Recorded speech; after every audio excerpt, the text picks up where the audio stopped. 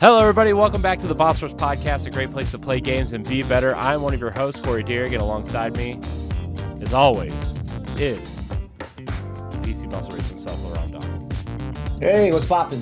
Hi, LeRon. Hey, Corey. How's it going? It's going. I'm pretty sure it's an exciting week for you. It's been an incredible week for me, LeRon. We'll talk about that later. Okay. We'll talk about that in a little bit, but I got to talk about it. It's pirates. That's all I have to say. He's like, dude, the opening cutscene of Destiny, not the opening cutscene, but like right before the second mission starts, you go in the bar, you're there, you're with Mithrax, you're with Ido, and you're with the Drifter, and they're talking about Aramis being unfrozen from the ice and getting a bunch of space pirates together. And then Drifter's just like, pirates! And it goes to black. It's very good. Anyways, we'll talk about it in a little bit. Stephanie's going to join us soon. She's running a little behind, but she'll be on in a minute. But, LeRon, we have a very special guest tonight. Yes. She is a newly welcomed writer to the Boss Rush writing team, Mary-Helen Norris. Hello. Welcome. Hi, guys. Welcome to the show. Yay. It's going to be fun. Like, chatting with them before all this started, it's been a blast so far, guys. So I'm excited to see where this goes.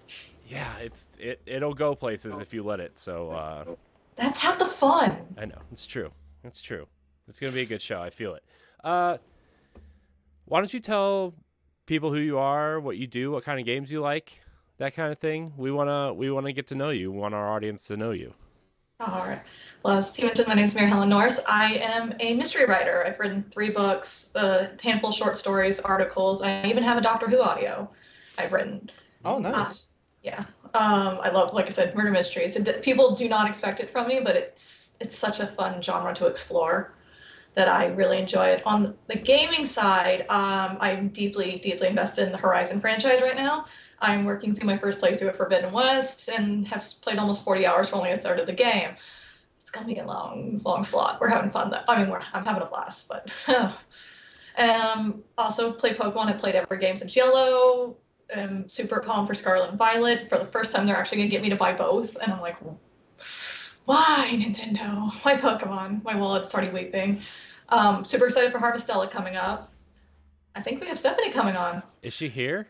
There she goes. She's here. And we can't hear her. Yeah, not a single. Sorry, I'm There we here. are. I'm here. Hi, Oh. Stephanie. We just started. Seriously? Yeah. Yeah, like literally. I hope it has had nothing to do with me, It was because I'm all like, about you. no, I told you guys start without me. We did. We opted to wait. We're We're a team. yeah, Stephanie. Well, I appreciate it, because you know me, I'm the one who's always like, it's so late, I want to go to bed. We're just learning about Mary-Helen's likes and dislikes and gaming life and Oh, stuff. perfect, just in time. Nice to meet you. Nice to meet you. Virtually, in person, I guess. Right. yes, in person, on camera. In On the person on internet. camera. Yes. Well, Mary-Helen, we're glad that you're here. I know we've been trying to expand our female guestship. Those words don't go together. People get what I'm saying, though. You know, we've been trying to get more of a female voice on this show for a while. Not that we don't love Stephanie, but you know.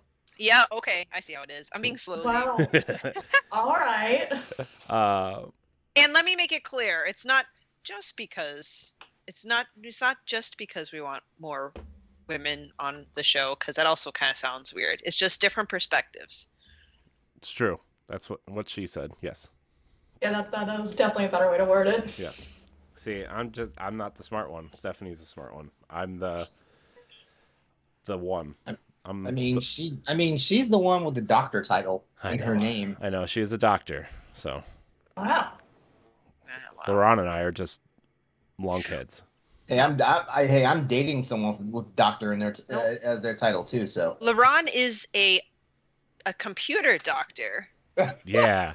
Oh wow. Okay. Corey is the social media doctor, and I'm the pill pushing doctor. Speaking of social, guess what, guys? On September 21st, I am going to host my job's podcast because Hey, you made it. both of my bosses will be out of town. One will be on vacation and one will be at an event. And so I get to host the podcast that week. So let me get this right. For your in real life job, you get to do your hobby. Yeah. Isn't that amazing? It is, except I won't get to talk about video games. I'm going to be talking about enterprise IT. Which better step it up. No, so real quick rundown here. That's funny because our podcast is called the Gestalt IT Rundown. I'm finding people who are much smarter than I am to talk about it, and I'm just gonna moderate the show. Is kind of how it's gonna go. I'm not actually gonna, spit my knowledge on enterprise IT, guys. Moderating the shows is a sweet spot though.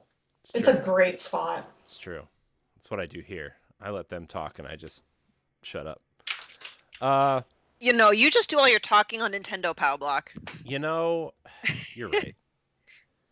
Hey, I love it. No complaints. We're not complaining. I mean, it's fair. We do talk a lot on that show. That show you is and Ed about like the perfect combination. Yeah, so Ed is the excitement and the hype and the outlandishness, and I'm the straight one. No pun intended, but also pun intended. Okay.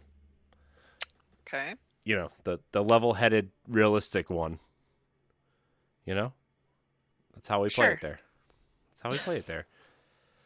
Speaking of playing, you guys can play with us over on Patreon. Patreon.com/The Boss Rush Network. Not the Boss Rush Network. Just patreon.com/Boss Rush Network. I don't think that's how that works. It's how it works, LeRon. Just let me be. I just want him to have it.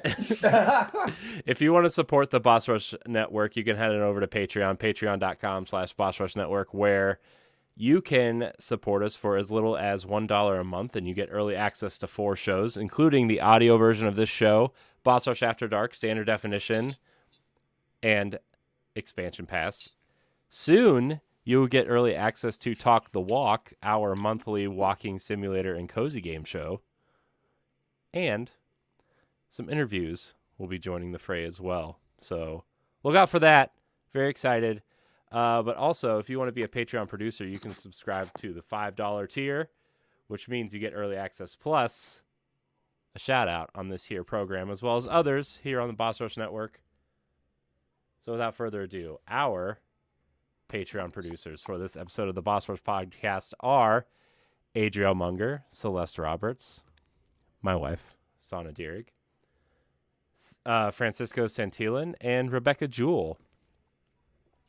So I want to thank all of our Patreon producers. I want to thank all of our patrons. I want to thank all of our free listeners. Remember, all of our content is free and will remain free. We just give you a couple perks for subscribing. If you listen on Apple Podcasts or Spotify, please leave us a 5-star rating and a nice review. It really helps us out. If you listen on YouTube, watch us on YouTube, subscribe, all that stuff. Exactly. Hit the bell. Teach LeRon about SEO, and then he can just tell me. Yes, please. Yes. You're supposed to be telling us about it. I know. You have that fancy schmancy job that's you didn't in ask. Freaking digital marketing and media. You didn't ask? You have not because you asked not. Okay. All right. So yeah, get ready. You thought my you up texts at 2:00 in the morning were bad. It's true. You about to get it. It's getting later. I'm worried. It used to be 1:00. Now it's 2. Well, yeah. It's because I'm creating content for a video game YouTube channel. Nope. I'm sound asleep at 2:00. No one thinks of me at 2:00 in the morning. At least I can start thinking of you. It's a flip of the coin for me. It's a flip of the coin. One I'm side, up, I'm not. one side of the coin is Stephanie. The other side is sleep. Oh man, how's everybody? Stephanie, how are you? I feel like I'm we need to. okay. I feel like we need to ask you first. I don't know if I'm drinking this weird brand of energy drink called Rain, and the flavor is white gummy bear, and I don't know how I feel about it. White Because gummy bear. White gummy bear. Is that a Very flavor? specific. Very. And like it tastes good going in. Well, okay, that's what Oh no. she said. But Oh no. but as this no, it just has a weird aftertaste because it's one of those like diet ones. So it has like this substitute sugar, like you know how substitute sugars have that weird aftertaste. Mm-hmm. Anyway, That's what this has. Yeah, that's what I usually drink. I'll be very quick about why I'm late. And at first, it doesn't sound like it's a good excuse, but I will elaborate. So I had a nail appointment. However, LeRon, just wait, okay? Because I never used to get my nails done, and now I'm getting my nails done because my biting habit's real bad. Oh, okay. And I asked for a 5:30 appointment because I'm like, that's not even close to 8:30. Guy says he's alone in the business. Can I come at 6:30? I said, will I be done by 8? I just kind of ballparked it. He's only 10 minutes away, the salon. He says, oh yeah, it'll only take an hour. So I'm like, okay, good. So I checked ahead to make sure. I'm like, there is no way 6:30. It would take 2 hours to do nails. No way. No way. That's impossible. It's not like I have massive claws that he needs to file down. Mm-hmm. I go, and he's already running late. In the midst of it, he's very meticulous, so he's like a little bit slower than how I'd expect nails to be done. And then, I'm telling him like, hey, I gotta be somewhere at 8:30. Like, it's okay if you don't do all that extra fancy stuff. I just need to, cause whatever. And then he starts talking about the story of how his mother died. Oh no. Oh. And I couldn't just interrupt him and be like, hey, man, no. I gotta go. Like, some people might not have that problem of doing that, but I can't. I can't just be like, hey, can you tell me about your mom's death next time I come back? Like, he was just, and he was like like he had like 10 other siblings and they were fighting and the mom waited. It was a very touching story. That's like why I felt extra bad, because he was like pouring out his heart to me about like his mother stayed alive long enough for him to see her and he couldn't bear to see her die, so she told him to go home, and as soon as he got home and fell asleep, she died. Like, oh wow. It was so intense, and I sat there, I'm like, ah. Yeah, I was just picturing. I was like, I can see Stephanie right now doing the thing where you kind of like just creep your hands back and you start turning in your chair. I felt so bad, and I don't know what took all that time, but I was, and I even had the money out and ready with the tip and everything. Like, I was just ready to go, and I couldn't just leave in the middle of it, and he's got sharp tools there, so I guess from now on, if I'm doing nails, I need to allot 3 hours. I never, I don't know. And I didn't do any fancy, like, bejeweled shit or patterns. It's just a color. What a disappointment. Should have gotten some patterns out of that. Right? So, like I said, at the surface level, it's not a good excuse. But I did my due diligence. I wasn't supposed to be late. And I just felt super rude interrupting this man's life-changing story. It's okay. It's okay. Wow. Like, I don't even know how. I can't process that, so I have no advice for you in that situation.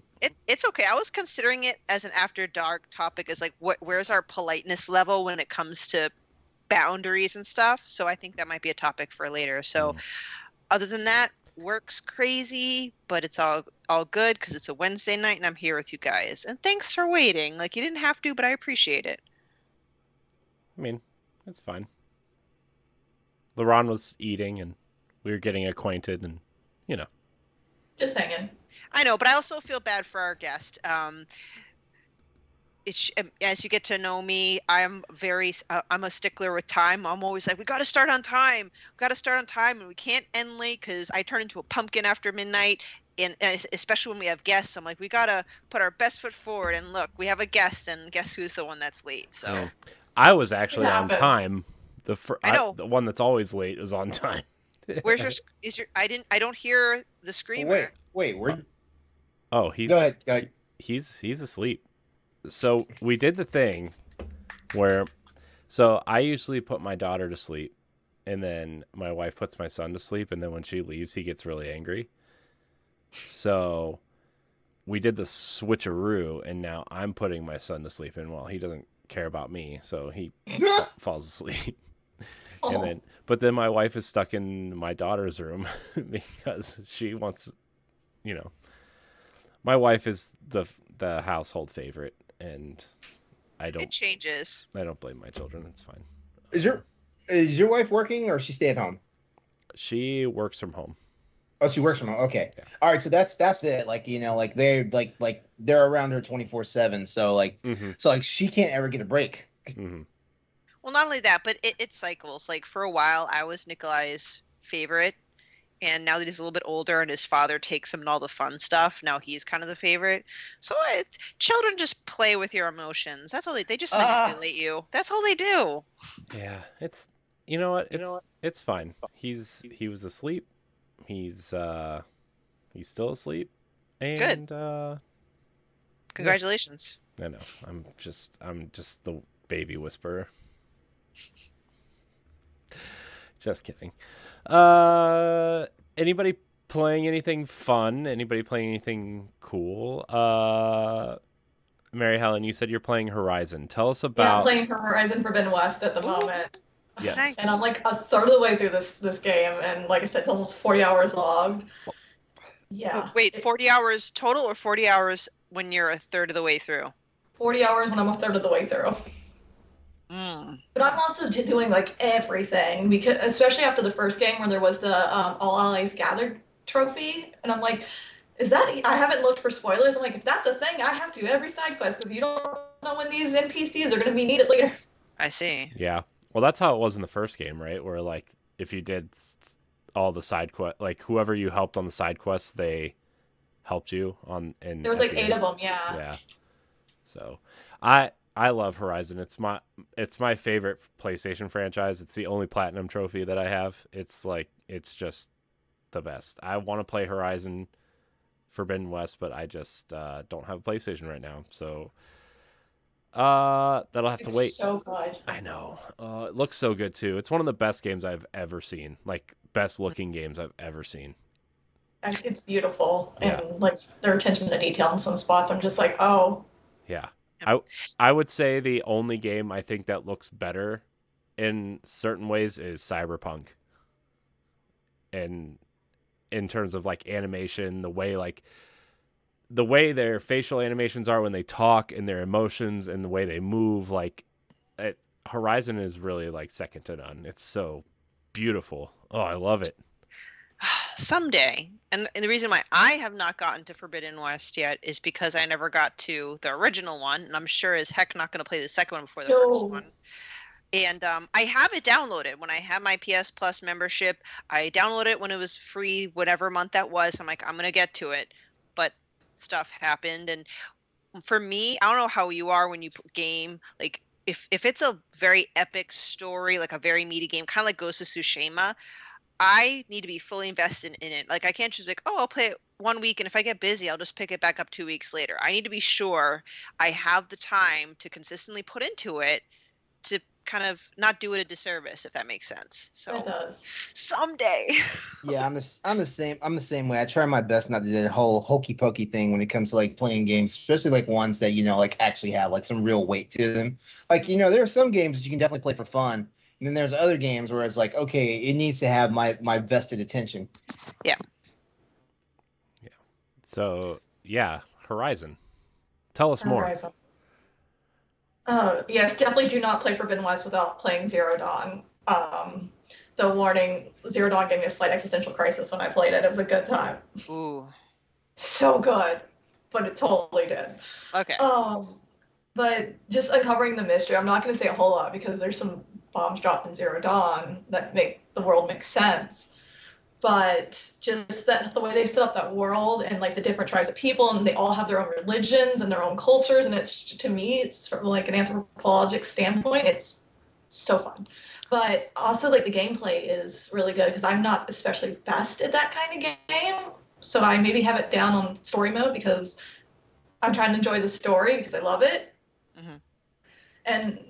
But it's a lot of fun. Like they do a good job balancing it for players like me that aren't the best at like the fighting side of things. Yeah. All right. I'm kind of similar. I usually will opt for a story mode. I'm just not good at gaming, but I still want to play it. That's me. I get it. Yeah. And since Hogwarts Legacy got delayed, I'm thinking that empty spot is going to be where I start. Did you see the collector's edition? Yes. It has a floating wand. A floating wand. I was like, I know. I have no monies for that, but I want the floating wand. LeRon's just sitting there in the corner like, these dorks. I know. Nerds. Talk to me again when Callisto Protocol and Dead Space remake come out. It'll be a different me at that point. I mean, so speaking of collector's editions, though, the Destiny Lightfall one comes with the fish ghost, and it's a lamp. And a fish ghost lamp. All right, so Corey, I'm about to be that guy tonight. You just offloaded a whole bunch of like collector's edition and all this stuff. No, sir, you cannot. I don't get the Destiny ones. Why not? Because they're like $300 a piece. I don't have that kind of money to spend on a collector's edition. I want them. Yeah, I want them, but I'm not going to go spend it. Plus, like starting with Lightfall, you had to order them through the Bungie store, and it's just a pain in the ass to order through them, like that kind of stuff. And so, like, that's another reason why I stopped. But like, the Lightfall one was pretty cool, and then the Witch Queen one came with the Hive Ghost, and it had like this skeletal body, and it just kind of like wrapped around this green orb. I wanted it really bad, but it was $250, and now the Lightfall one's like $300, and it comes with hold on, let me look up LC Braze. Isn't the Hogwarts Legacy Collector's Edition like $300? Something like that. Probably. It's insane. Yeah. Then West is $250, and I'm like, I want it. Yeah. Like I'm glad that the Last of Us Firefly Edition got sold out, because if it wasn't sold out, I would have bought it. So wait, they just never brought it back up? I've been checking. I've never seen it get restocked. So it'll get restocked closer to when the game comes out. Like, yeah, so I was about to say Sony's not about that limited run life. You know? That's Nintendo. Yeah. Yeah, I'm not about that either. Gosh. Man, I forget what her ghost is called, because it's not technically a ghost. It's like this little thing that helps her travel through time, because Elsie is a time traveler trying to fix the timeline. It's a whole thing. We talk about it a lot on on my Destiny podcast, if you want to figure that out there. But like it's like this, like, so her companion is like this little glittery floating, it kind of looks like a fish, but like its fins have like this really kind of glass, like colored glass look to it, and it's a lamp. You could turn it on, and it makes little. And you could turn it off. Yeah, you could turn it off, and it's like this, like, but Whoa! like the fins move though, and it makes the light like do things, and it's really fun. Don't judge me. I feel judged. No, I'm amused. It's fine. Definitely entertained. You know? Yeah, LeRon's the judging person. Look at his face. I know. The face Actually, I am in the middle of something. I'm exhausted, so I had to take a nap earlier today. Like I usually don't take a nap. I usually don't take a nap. Like if I take a nap, it's early in the day. Like, you know, like right after lunch, I'll take a nap. You know. But I messed around and held off on this nap until like 6 o'clock. And so I'm playing catch up, and right now I'm like texting my boyfriend because I was like I feel so bad because I was going to actually like call you before we started podcasting, but I fell asleep. Aw. Hmm. The fish ghost is called a puka, by the way. Well, we kind of, no thanks to me, derailed the conversation. Anything else other than Forbidden West? That's been my main one. Like I tend to like hyperfixate on a single game. Now, some weeks you might catch me like doing like Stardew Valley or something with friends. Hasn't been a week where I've played with friends, but I hyperfixate on a single game and play it through, and then move on to the next. That's a good habit to have. Yeah, it really is. I wish I had that habit. That habit does not happen to me.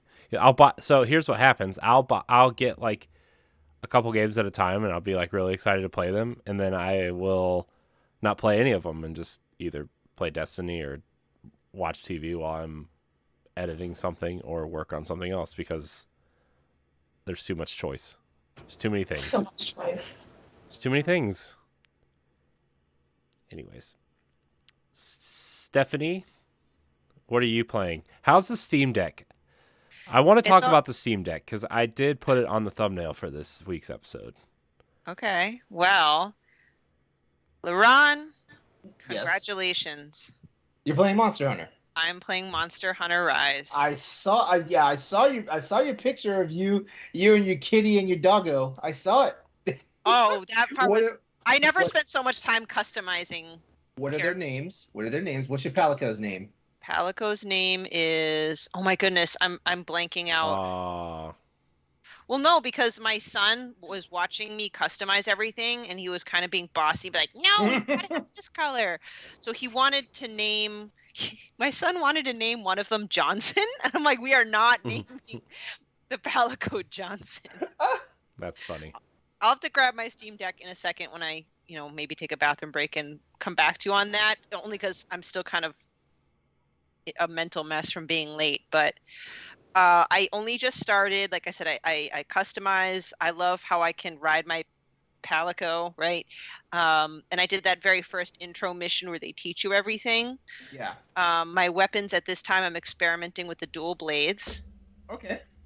So I'm getting the hang of it. I'll admit, because this is a new type of game for me, the UI or shifting through all your options and your items is kind of a bit overwhelming for me.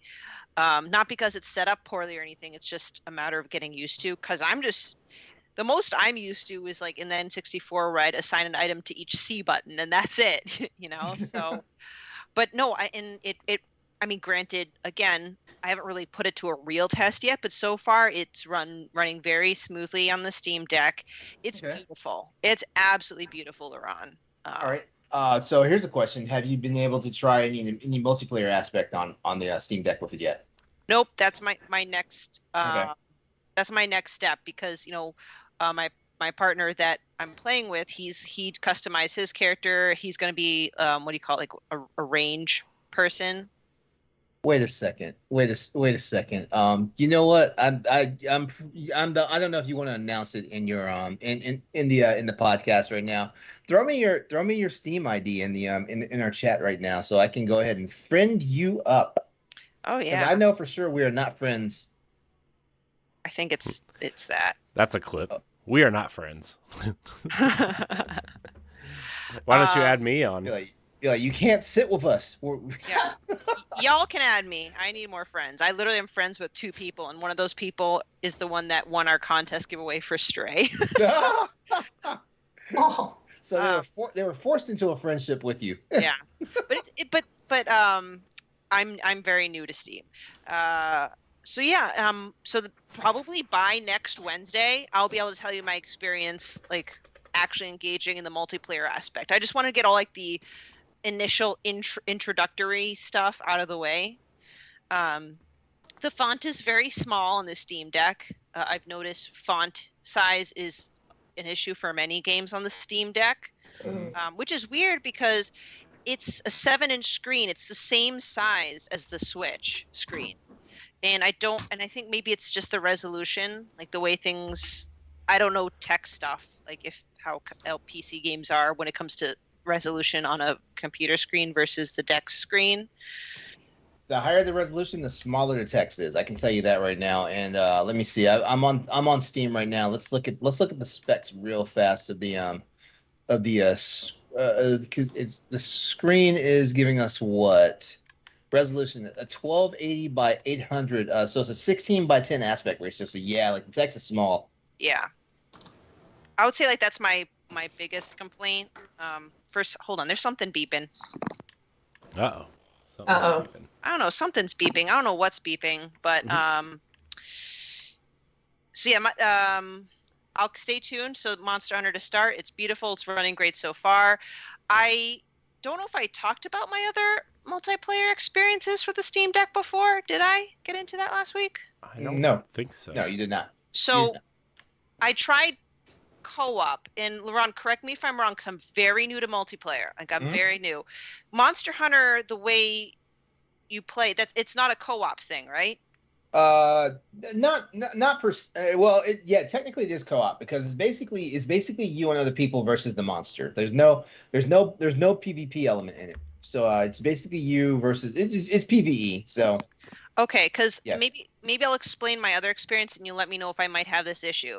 Okay. So when I first got the Steam, I purchased A Way Out, which is a 2-person online co-op. Oh, you cannot play that game single player. Like you have to have somebody with you. Like that game won't even run unless you have a second person with you. So I did, and that was my partner. He was playing on his PC at his house. I was at my house with the Steam Deck. And the first thing is, if he initiated the game or if I initiated the game, it would have both players with that one username. Like mine is the Mad RPH, would say Mad RPH player 1, Mad RPH player 2. And it was so weird. Yeah, that's weird. And same thing with this other game, Gauntlet. We were trying to... Wait, Gauntlet? Like what old school Gauntlet? Like what Gauntlet game? Hold on. Is this on Steam? Yes. Like... Hold on. Wait, Gauntlet? Why is this such a surprise? Gauntlet Slayer Edition? Is that what you're playing? I don't know. Just look at my Steam profile. It was gifted to me, okay? Because I don't play these types of games. Gauntlet's so old and fun. All right, well, that's what my partner plays. He was so excited. He's like, now you can play games with me because he's a PC gamer. I'm like, oh, okay. I want to play games with him. Oh, he's ready. He's asking, did LeRon get back to you? All those questions I've been asking was him. He's like, ask LeRon this, ask LeRon that. I'm like, dude, LeRon is busy right now, okay? Yeah, I am busy. I haven't played Monster Hunter in like 2 weeks, and I'm definitely like a week behind on the new content because my two favorite wyverns are finally in the game now, and I haven't had a chance to play them at all yet because just been busy. Yeah, so I'm so sorry. That was all him. He's like, asking this question. I'm like, dude. I'm sorry. Like it's funny because like I know you're probably saying like, man, LeRon must be fucking pissed off at me because he's not answering in a timely manner. I just felt bad. But real quick back to Gauntlet. So we try to hop online together. We'd start the level or whatever, and then eventually my screen would freeze, just completely freeze, but the audio would continue. And he says the game's still playing on his end, and I'm moving the joystick around, and he says he sees my character move, but on my screen I'm frozen. And we've rebooted several times, so I don't know if it's a Steam Deck game compatibility issue. I highly doubt it's internet because I've upgraded. My internet should be fine. Corey, it is Gauntlet. Like real Gauntlet or like it's basically a modernized version of Gauntlet, but it's Gauntlet. It's got the same font and everything. What? The old school arcade, it's got the same font. No. Oh shit. Am I gonna have to get a Steam Deck to play Gauntlet? $20. I'm gonna have to get this. $20. That's cheap. Oh wait! There's a Slayer edition where you get 4 copies of it. So the price of one whole game, $60. You get 4 copies of it. Oh, you can send an extra copy to your friend. Oh my god! Yeah. Oh my gosh. So What if I spent like playing the fuck out this game? What if I spent $600 on a Steam Deck just to play Gauntlet? You play the Gauntlet, yeah. Like, oh no, I'm looking at the freaking trailer and it actually showed the old arcade cabinets. Oh no, I want one now. Oh, what have I done? Wow, I didn't realize it was. I didn't know there was a new Gauntlet. Oh, hold on. This was back in 2014. Okay, Oh. but still, like, there's a modern version of Gauntlet out there. Like, shit, The last Gauntlet I remember was Gauntlet 7 Sorrows on the GameCube. and that was trash. And- Well, and listen, yeah. like- I didn't say it was good. I just said it's the last one I remember. I was disappointed because it seemed really fun, but like I said, I don't know what it is. And keep in mind, this all happened like the first day I got my Steam Deck, so I was already irritated. I you're bet like, you were. And it was late. I was tired. I had a busy day at work, and I just wanted the damn thing to fucking work, and it wasn't fucking working. I'm wish listing this game. And like, I already have a bias against multiplayer games. I'm a single player game person. So the fact that my first few attempts in a multiplayer wasn't working made me go, fuck this shit. I don't want to play this stupid game. So, and I've played some small indies on it, like Life Slide. It's really fun. I use the gyro control on it. Overall, the Steam Deck is a good device. It's heavy. It's 1.5 pounds. What? It's 1.5 pounds, just shy of 1.5 pounds. That's a beefy boy. How much does the Switch weigh? I don't know, but it's not 1.5 pounds. It's less than that, but like in comparing it to like a PlayStation 5, I'm like, that's light, because that thing's a brick. But I keep in mind, like, it's the processing power. Like, it's heavy for a reason, and it'll eventually be streamlined. It took me a while to get used to like the haptic touchpad, but now that I'm used to it, it's actually very cool. I was able to download the Game Pass, which I've texted you guys incessantly about. I have not tested it out because it took me like 2 days to do it. So I mean, overall, it's okay. Because this is Valve's first venture into a. That's weird. These pictures aren't. These pictures are. You're saying it's like 1.5 pounds. These pictures aren't selling it properly because like it looks like it's comparable to the Switch. Well, yeah, and have you seen my picture of me holding them up side by side, right? Yeah, yeah. Night and day. It's a big boy. It's a very big Steam boy. Deck. Steam Thick is what it should be called. Like, not to sound like a wuss. You guys know me. I do pull. Like, I'm strong. I don't bitch and complain about heavy things.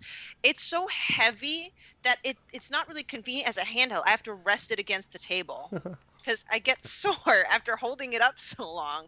You just got to get some good wrist strength in there. I want to play Tales of Arise and freaking Destiny. Not Destiny. I'm sorry. Horizon on this now. Shit. So, why are you talking to me about? Ugh. I mentioned in my review, I'm just not a big fan of the price point. I mean, maybe that they're experimenting with that because I only got the 64 gigabytes because that's all I could afford. That's $400 right there, which isn't a problem. I bought an SD card. Download speed isn't a huge deal for me. But it's like $600, $700 for the other ones. I'm like, especially if you're a PC gamer, you've already invested that money in a gaming computer. I've been. I don't even know how long. I wonder if my Steam profile tells me how long I've had a Steam account. It should. My Xbox account tells me how long I've been on Xbox Live. And no, I don't want to derail this because I want to hear No. We wanted to talk about the Steam Deck tonight. Yeah, all right, because like my big thing is like if Destiny ever gets Steam Deck verified, I'm going to cry. I'll never play anything else ever again. When you said it's not Steam Deck verified, are they saying it's absolutely not compatible, or is it just not verified? Online multiplayer games are not compatible because they don't have the Steam Deck doesn't have anti-cheat software yet. And like the only stuff that's anti-cheat is like Windows stuff. So technically you could install Windows on it and have all that stuff and it run like a Windows computer instead of a Linux based system. But as of right now, like you can't play Halo, you can't play Gears, you can't play Apex, you can't play Fortnite. Now there's workarounds for all that, right? Like somebody just got the Epic Store running on the Steam Deck this week. So technically there's workarounds, but it's not easy. Yeah, the workarounds, like even the Game Pass one was, unless you are very good with entering command codes and stuff, like it's not easy for the average person. So I feel like the Steam Deck ultimately is a work in progress. It's a solid product. My question, this was going to be kind of a topic-ish tonight, is remember how we had a conversation about like the average gamer, so to speak, will typically, depending on finances, have like a PlayStation or an Xbox or a PC, and then like the Switch because it just is a nice portable and inexpensive second. Usually that's what we see. So my thought is, with the Steam Deck coming out, I wonder where the primary audience is gonna sit at. Like, I can't imagine a PC gamer owning this. I'm wondering if this is going to be a gateway to get more people onto Steam. Like, I'm still trying to figure out their real life audience, not the projected audience in the past, but nowadays. Okay, we will definitely answer that question later in the show because I have an answer for this question. Perfect. Yeah. I'm just really interested because like I have the Backbone controller for my phone and it's fine. But, like, I want to be able to play games natively. Like, the cloud gaming stuff just isn't cutting it. You know, like, it's a nice substitute for certain things or if I'm in a bind or something. But, like, I'm not going to be, you know, raiding in Destiny if I... Be prepared because I'm pretty sure Hogwarts Legacy is going to be cloud for the Switch. Well, then I won't get it for the Switch. I will get it for Xbox. Well, who knows if it's even coming out for Switch anyway. Well, no, it's still yesterday's Gamescom thing. It still had Switch, you know, in the in like the little banner. Yeah. They keep saying it's going to be native, so we'll see. But the more and more they delay it, the it's going to be an ugly native.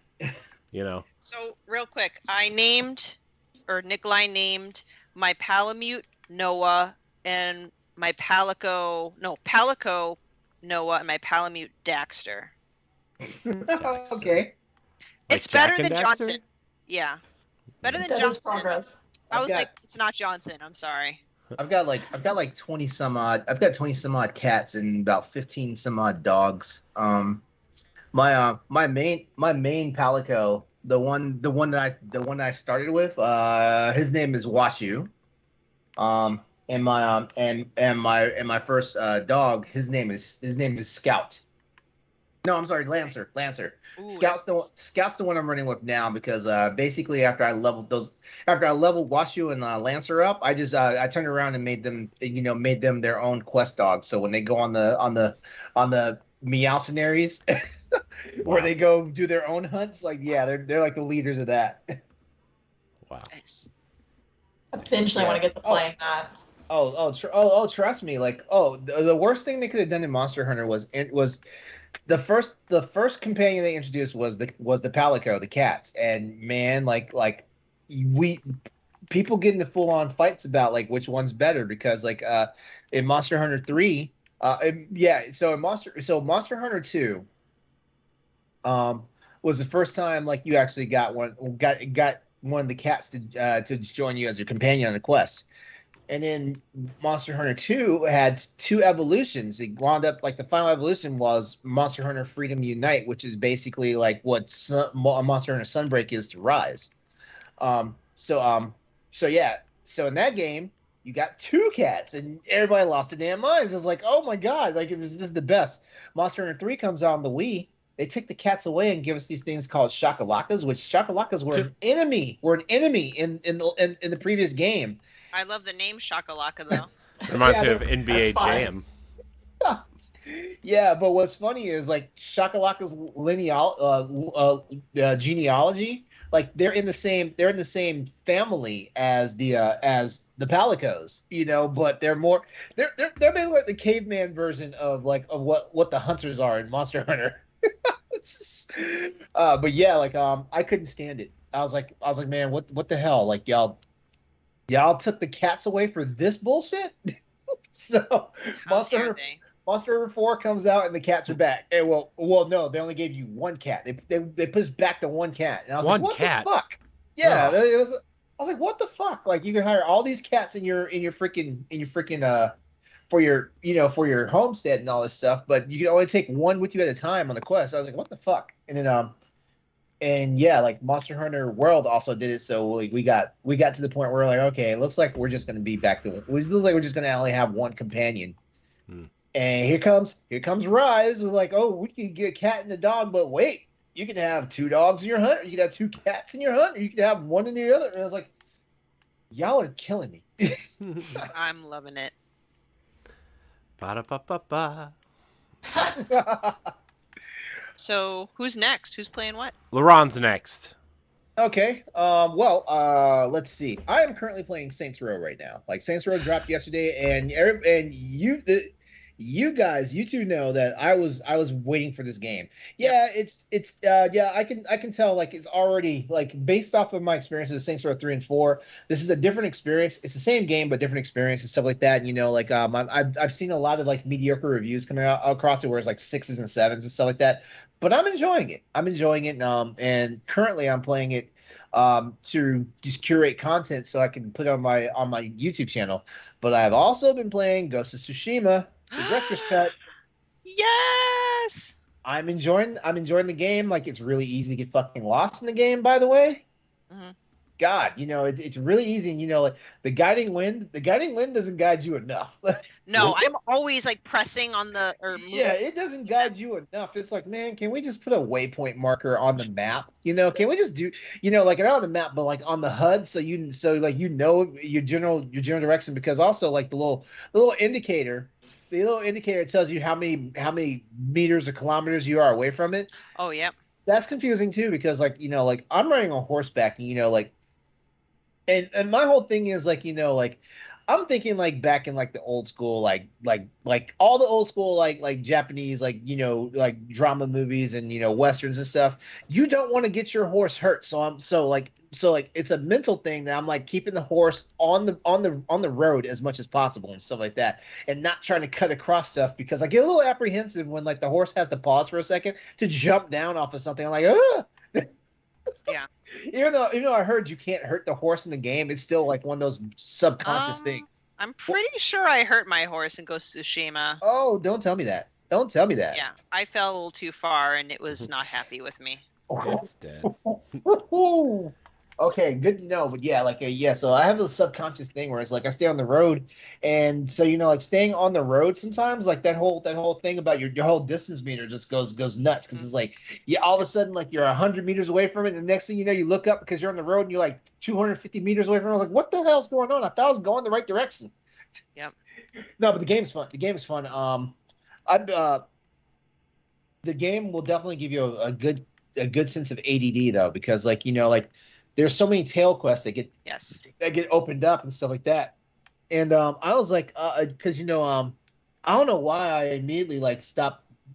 I did one quest for Yuna, and when a focus task came up to where either I go meet the I can't remember his name, the guy that trains you in archery. Oh, Izukawa. Ishikawa. There you go. Yeah. Thank you, Ishikawa. There's Ishikawa, and there's Lady Adachi. Moscow Adachi. Yeah.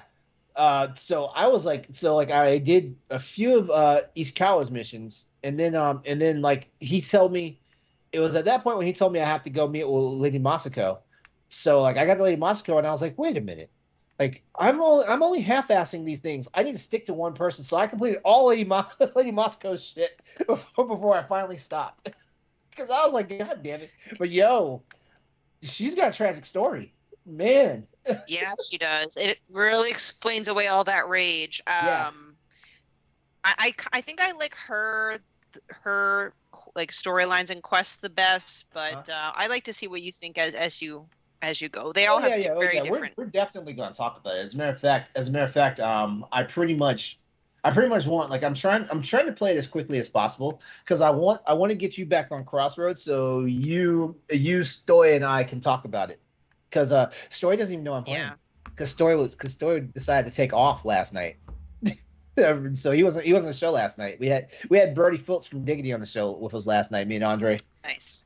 Yeah. Nice. Those guys vibe pretty well. And I think another reason why it's easy to get kind of gamers ADD in there is because every time you ride around, you see that golden bird, you're like, oh, I gotta follow that golden bird. It might be an onset. It might be a big strike. Or the damn fox, or shit. The foxes, I've seen the fox. Can pet the foxes. Yeah, I've seen the fox twice, and it's like, or better yet, when you get off your horse and you're just walking around, all of a sudden you see this the lightning bug just start glowing really intensely. It's like, oh shit, something's here. Yeah,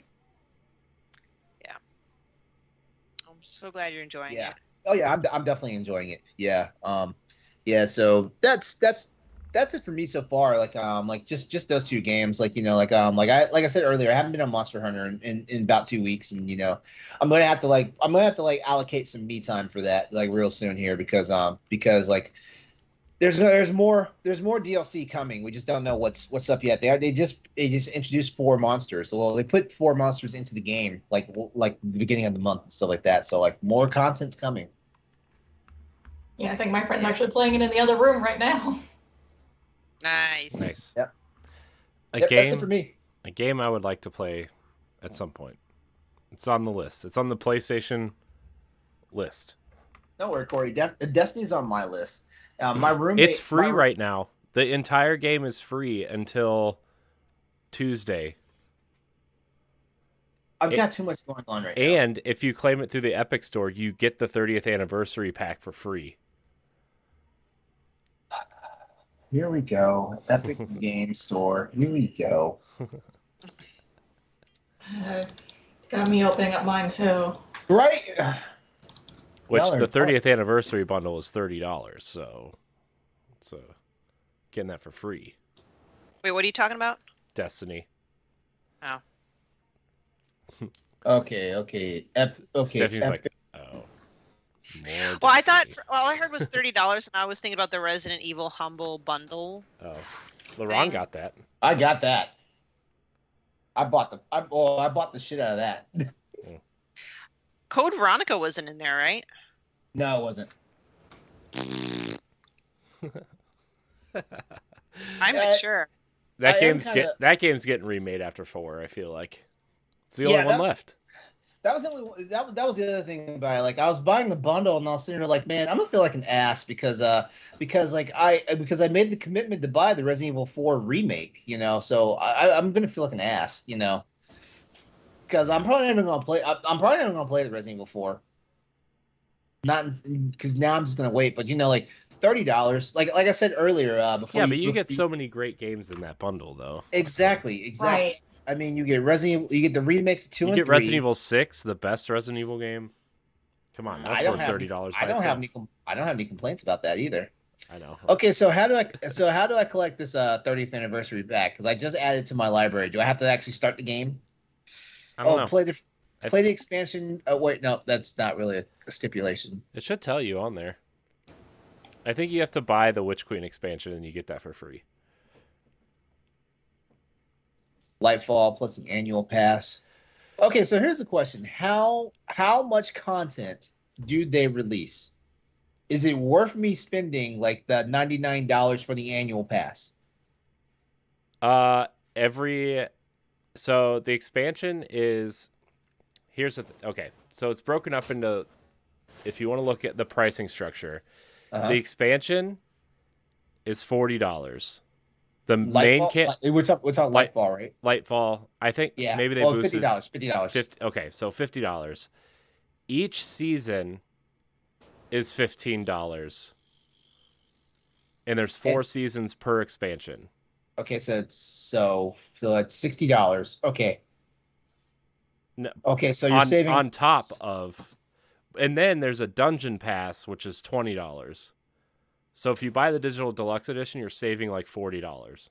Okay, so the Legacy Collection right here is $24 right now. What is that? It is the Shadowkeep, Lightfall.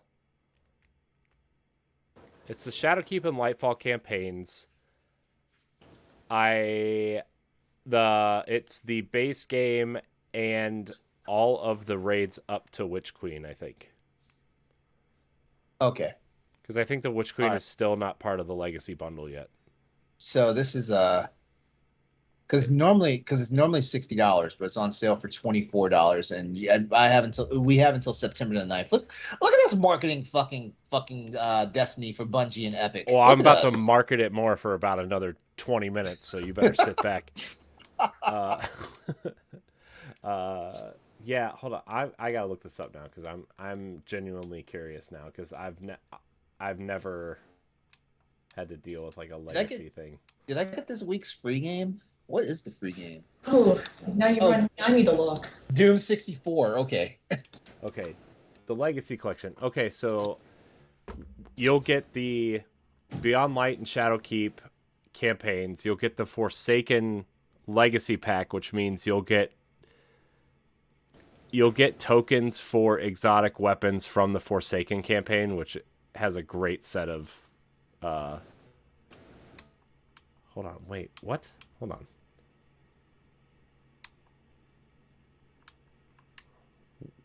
Now I'm confused. I don't know. Legacy Pack. No, it's just Shadowkeep, Forsaken, and Lightfall. Those campaigns. Well, you won't get the Forsaken campaign because it's been sunset, but you'll get Lightfall and Shadowkeep. Wait, it's been what? Sunset. Meaning it's over? Is that what you mean? Yeah, they took it out of the game. Okay, okay. I mean, their big plan is to bring all this content back in some way at some point, but. Yeah, because Andre was so excited last night about the fact that he gets to play something that he missed. Oh, King's Fall's coming back this weekend, which is like the best raid in Destiny 1. It's coming back this weekend. So wait, when is this free playthrough? When does it end? Tuesday. I will try and play some this weekend. Yeah. You can play through all of the campaigns for free till Tuesday. I'm gonna tell Andre, like, hey man, I'm gonna jump on this on Saturday. Oh shit, my boyfriend's gonna be mad at me. Fuck. I'll play with you. I want you to play. Wait. Okay, we're starting to sound a little pervy now. But you know what I mean. I want you to play. I do know what you mean. God, it's like we're 12-year-olds all of a sudden. Yeah. Also, the Witch Queen is also on sale right now. By the way. For how much? $23.99. Fucking hell! I don't have money like to. Oh God! So okay, look, okay, I'm gonna stop. Okay, I'm gonna stop I'm selling you Destiny, and I'm gonna talk about. I'm applying for OnlyFans tonight. I'm doing that. I'm going to talk about me playing Destiny now, and by playing Destiny, I mean Fortnite, because the Destiny characters are in Fortnite now. Okay. So I played one match of that and said, "Okay, I'm done." That was fun.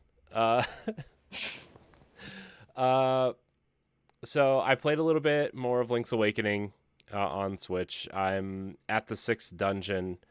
I haven't finished it yet, but gosh, that game is so great. It's so... it didn't age well. I'm not going to lie. It's totally a 90s design. Mm. But the Switch remake, man, it's so beautiful and cute and just... I just want to pick up the little pieces and just move them around, and I really like it. I would really like another top-down Zelda after playing this one. I don't care what it is. I don't care how they do it. I just want one.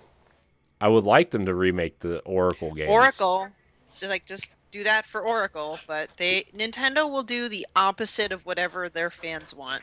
Yeah, they'll be like, "Oh, that Game Boy, never heard of it. We're never giving you those games on NSO." You know what? They're definitely doing the opposite of what I want them to do.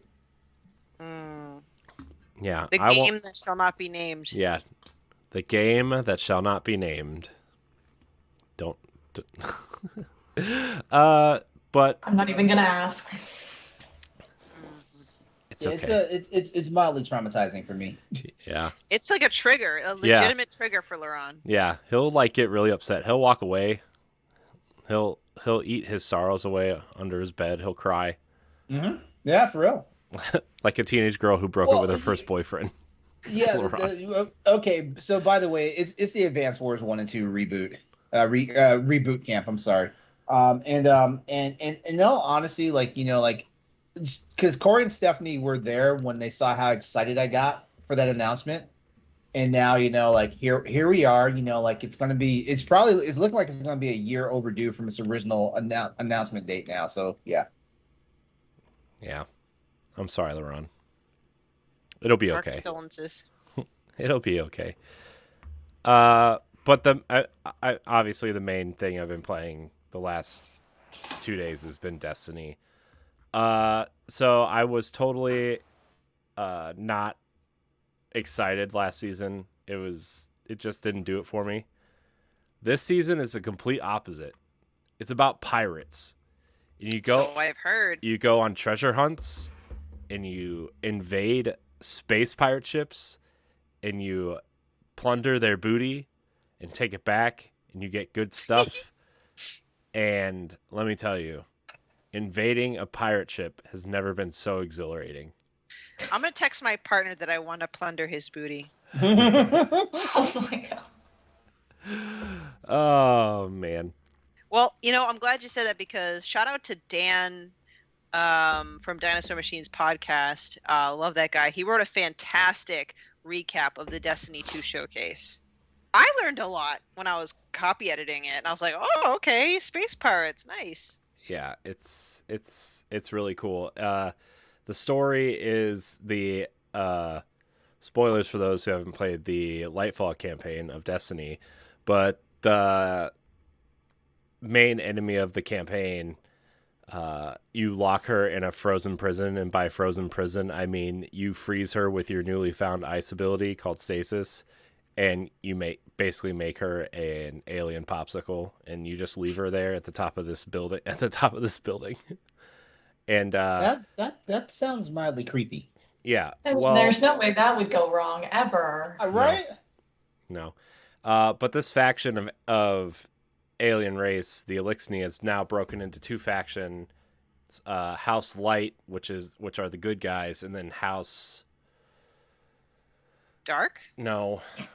Oh my gosh, what is Aramis's house called? Anyways, but she's broken free, and she's taking the defectors from House Light under one banner, and she found a ship, and you are, they're raiding all these planets for supplies and stuff, and you have to go, like, the whole story is you trying to stop her and the clan from, invading these planets and getting their supplies. So that's kind of like the 6-person event where you're raiding the pirate ships, and there's going to be a new pirate ship every week, it looks like, which is cool. And then there's a 3-person story mission that is basically like telling the story of how she escaped, and you have to figure out how to find her and capture her, because she's not actually the one invading. She's sending her lieutenants out to invade. And so it's just really cool.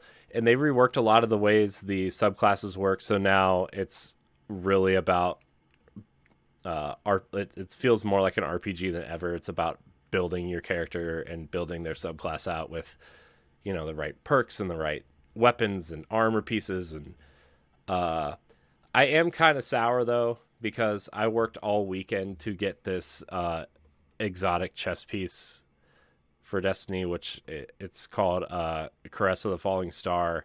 And basically it makes your arc electric ability super powerful when you use your super, like triple, quadruple damage pretty much. And I literally did this mission probably like 30 times and played for like 3 or 4 hours to get this. You load up the expansion. After you beat the first mission, they give you one. They just give you one. Oh. Just give you one. I hate it when that happens. I'm like, oh, cool. Neat. Thanks. So I feel like I really wasted a lot of time this weekend when I didn't need to. So. But it's cool because I also have this class item that makes... When I wear this the chess piece and this class item and use this subclass, the arc subclass, my whole body electrifies. Like there's just this electric current that is going all over my character, and it looks really cool. So it's fun. But I'll stop boring everybody with Destiny now, because we should probably move on. But it's really fun. I really like the theme. I like the armor sets are, you can get the Fortnite ones, which are kind of cool, but the Warlock set is like this pink cat with a trench coat. It looks really cool. I kind of want to buy it. But then the other armor set is like a pirate. It's like a pirate coat and boots and a hat, and like the helmet for my character class is like like the Jolly Roger skull with a hat. It's really cool. Looks really cool. So, All right. yeah, I'm really into this season. Complete 180. Also, like the big reveal of Lightfall also helped me be more excited about Destiny again, because big reveals always get you more excited for things, as always. Seems like that was timely. Yeah. They've probably been listening. They've probably been listening to you week in and week out talking about how you were not a fan of like the latest of the. Because man, you sounded wholly disappointed with the Witch Queen after it dropped. I mean, the Witch Queen was good. That first season was okay. The last season just was not. It just wasn't fun. So, like, the Witch Queen is still going on. Like, we're still in the Witch Queen. Lightfall doesn't come out till February. Like literally the week after Harry Potter. So, Good luck with that timing. Very, yeah, whatever. But like the new stuff they showed off for Lightfall looks really cool. Although I think they stole their logo from the new Buzz Lightyear movie, but that's okay. I was kind of thinking that too, actually. But they're introducing grappling hooks, which, you know, what game doesn't need a grappling hook these days? And we're going to Neptune, which is a planet we've never been to before. My favorite planet. Yeah. So there's a race of beings that apparently these galaxies faring, you know, immortals who go all over the galaxy didn't know there was a race of galaxy protectors on Neptune. But here we are. The Cloud Striders is what they're called. They're kind of like they look like they take inspiration from like Aztec culture, which looks really cool. I'm quite enthralled with their design. Like they're like this Aztec culture, but they live in like this 1980s version of Blade Runner. If Blade Runner was, you know, purple and green and red instead of dark. So anyways, that was my week in games. I'm also halfway through season 3 of the Orville. Nice. I'm really enjoying the season. The season got really good. I still need to catch up on it. I didn't see that, but I did see Nope before it's leaving theaters. Okay, what'd you think? I loved it. I was just terrified going to sleep. Really? I get it, and I've read the reviews how it's not like horror in one sense, but like it's the creepiness that Jordan Peele does so well, and I'm just, it was great.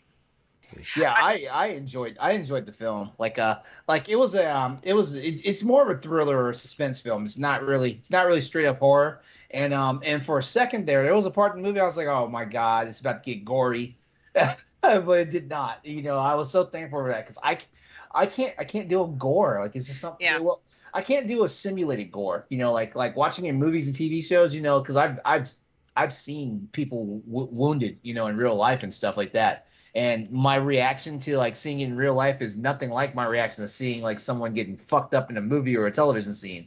Well, see, this is why I'm okay with, like, for example, the way he directs movies like that, because he lets you, like, let you think, like, leave it to your imagination. Like, when those people got sucked up by the alien, I mean, you see them briefly, like, in there, and you know that they're going to die, but you don't actually see them get whatever happened. Yeah. But later on... You just see that rain of blood. It's like... You just use your imagination to do the work. And that's because I'm a wuss. I'm a big wuss. I was like all night, I'm like, oh my gosh. I'm like thinking of all the ways they die. Like maybe they got acid. You were fixated on how they died. Mm-hmm. So that's what I mean by like I was having nightmares, just because that's where my brain goes when I see movies like that. But that aside, I did really, really love it. I love like kind of like that side story about the monkey, the chimp. Yeah, like how that kind of played. Now that's a thing, you know. Given that my boyfriend's like a movie buff, like he teaches this stuff for a living, you know. That you know, like to me, it almost felt like the movie was kind of all over the place. But you know, after he sat down and talked to me about like all the metaphors that were going on in it, it really helped me see some things because like the whole reason why they were talking about like about their family, their black family, and the horse training, that actually means something, and stuff like that, like I didn't realize all the historical stuff in there because I was sure. Honestly, the whole thing with the monkey, because like the film started that way. The whole thing with the monkey, I thought the monkey was, like how movies now have like these like all these little snippets of like the creative studios and all that stuff. I thought the monkey was part of that. Same here. Really, and then it made an appearance again. I'm like, ooh. The only reason why I was like something is not right about this whole thing is because there was a shoe that was just standing up. I was like, huh. I was like, is this part of the movie? I feel like this is like just another studio like plug, and sure enough, like it came back and I was like, oh, okay. Hopefully we didn't spoil it too much for the people who are watching or people who are going to listen to this podcast later. But no, like if you get a chance to see it, if it's leaving theaters, then definitely check it out when it hits like streaming sites or when it comes to home release or on Blu-ray and DVD. Yes. Wow, Watch Stephanie, it. we are vibing tonight, Stephanie. Man, this is I know. amazing. I feel kind of like I should just sit back and let you guys finish. Yeah. What else do you and I need to vibe on? I guess I need to hurry up and start watching the Orville. Mm-hmm. Yeah, I need to catch up on that. You got to meet me halfway though. You got to start watching some Star Trek. All right, so guys, we actually have questions from Twitter this evening. Let's What? do them. Let's Yes. do those questions. We have Like, how many we have? We have 3. Let's do all three. So our first, let me find them. Hold on, I gotta find them now. Our first question comes from Josh Martinez. He writes in. It says, "Gun to your head, what 3 gaming franchise would you keep while the rest disappear from existence? This includes mainline and all spin-offs. The catch is, it can only be one per big 3 company, i.e. Nintendo, Xbox, and PlayStation." Okay. Ooh. Okay. Okay.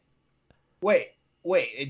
It's got to be because I was already. It's got to be a Sony first party, a Microsoft first party, Monster and Hunter's one eliminated. Nintendo first party. Monster Hunter's eliminated. Then, you know what? I think he just means first party games. Him. I think he just means first party games. All right. Well, then I'm gonna be shot dead because I don't know any good Xbox first party games. Just saying. Just stick with Halo or Gears of War. Yeah, I guess I do Gears then. Okay, so let me let Good you know. choice. I'll That's go the first. right I feel like Gears. Yes. Yeah, Okay. Gears. I'll go first on this one. I give you guys a chance to like think up your answers. All right, for Sony, it's Uncharted.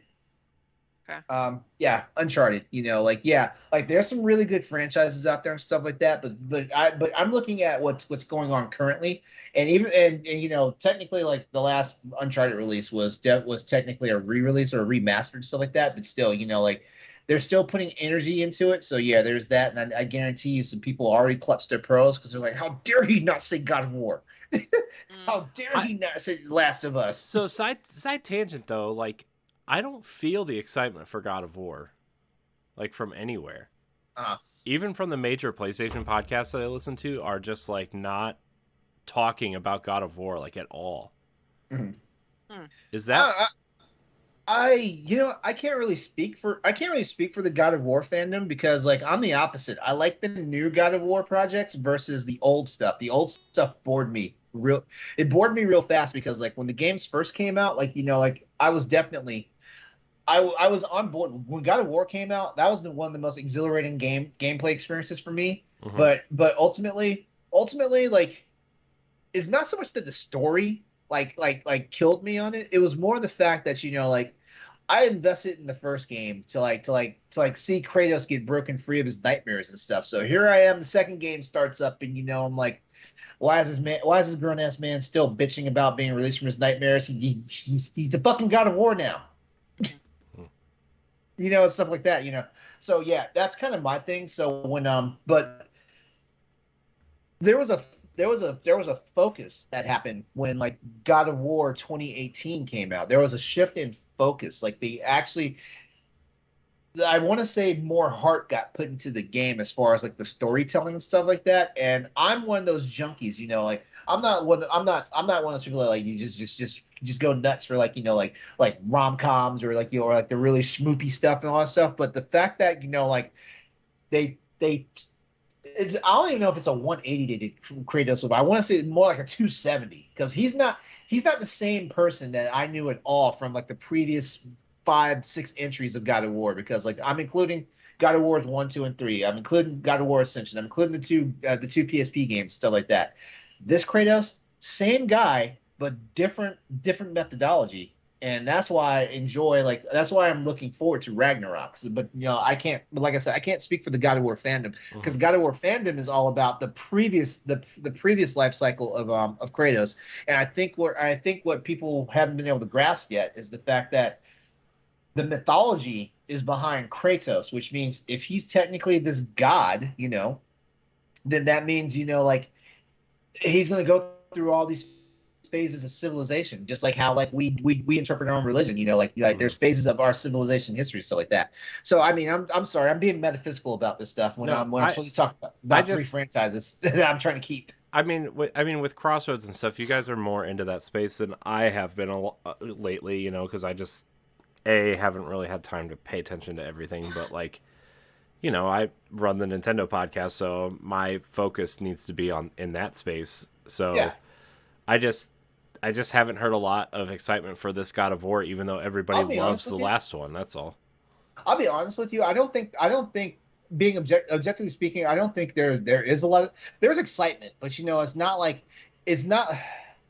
I feel like God of War Ragnarok is going to have to fight, like outside of like the Game Awards for Game of the Year. You know what I mean? I feel like it's going to have to fight. When I say Game of the Year, I mean overall Game of the Year, because if we look at the past couple of years worth of Game of the Year games, it's games that we did not expect. It Takes Two swept a whole bunch of Game of the Year awards last year and stuff like that. So like the landscape of gaming is different now. So like a game that we would think would be a shoo-in for like Game of the Year is not winning Game of the Year like it used to anymore and stuff like that. And I feel like God of War Ragnarok is going to definitely have a fight on his hands for that. It will definitely win Sony Game of the Year unless these Last of Us remakes just knock it out the park. Yeah. Or I mean, or Forbidden West.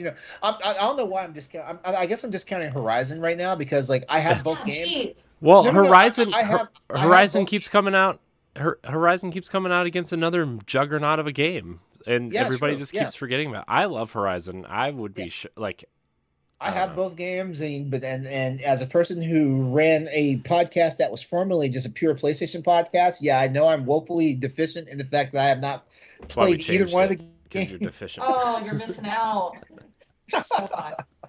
Oh yeah, I think after I finish my foray into Ghost of Tsushima, I'll be full time in the both Horizon games because and also I think that's kind of what I wanted. I wanted more than one game, because I feel like the same mentality I use with the Mass Effect trilogy. I'm starting to feel that that's what I need to do with certain game series, and stuff like that. So because I enjoyed playing Mass Effect 1, 2, and 3 back to back, versus waiting a 9-year cycle to play the entire series. Well, that's the way to play those games now, Yeah, definitely. Especially that's what I've done Horizon, is I did Zero Dawn and went straight into Forbidden West. Oh no, that sounds terrifying because Horizon Zero Dawn is so long.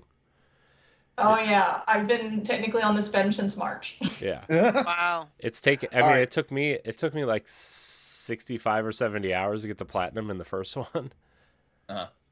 And I know that Forbidden West is larger, like way bigger. It's massive. Yeah. All right, now I just want Horizon really bad. So the Uncharted franchise is definitely the one I'm sticking with Sony, and there's a lot of good franchises out there and stuff like that. So like the fact that I picked, but then again, like Uncharted Drake's Fortune. Not Drake's Fortune. I'm sorry.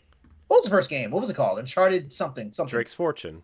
It was Drake's Fortune. okay, Uncharted Drake's Fortune was the reason why I spent $600 and bought a PS3. It was the reason. Like I saw the trailers and I saw some of the deep dives and what they were doing, and the fact that like they devoted like 2 portions of the Cell engine, one for movement, one for environment, and one for facial animation. I was like, oh, this game is pushing the boundary, pushing the tech of the hardware. I need to see what's up with this, So yeah, so I'm diehard, All right, so let's see, Nintendo. Everybody knows me. It's fucking Metroid. It's Metroid. Like fuck them Mario games. Fuck no, fuck them Zelda games. I'm sorry, don't fuck them. Stephanie was about to travel through the internet to choke me. About to reach to the screen and like. You shall not use Zelda's name in vain. No, I love Zelda, but I mean, I gotta look at what I got to get out of this. That's okay. If it's like, remember what was it, like 15, 20 episodes ago when we did our deserted island games? Mm-hmm. Like that's what I'm thinking here of these 3 franchises. It's like if I'm stuck and I can only play like XYZ games, like these are what I'm picking. And Metroid for sure, like because I love Fire Emblem, I don't have a bad relationship with Mario games. It's the Mario offshoot games that give me fits. But I don't have a problem with them, and I love Legend of Zelda. It's just I feel like I'm that child that had to run away from home to realize what he missed out on. Because you guys have heard me say it. Like as soon as Twilight Princess and Wind Waker get a quote unquote like Switch port, Nintendo has my money. Mm-hmm. Nintendo immediately got my money when Link's Awakening happened.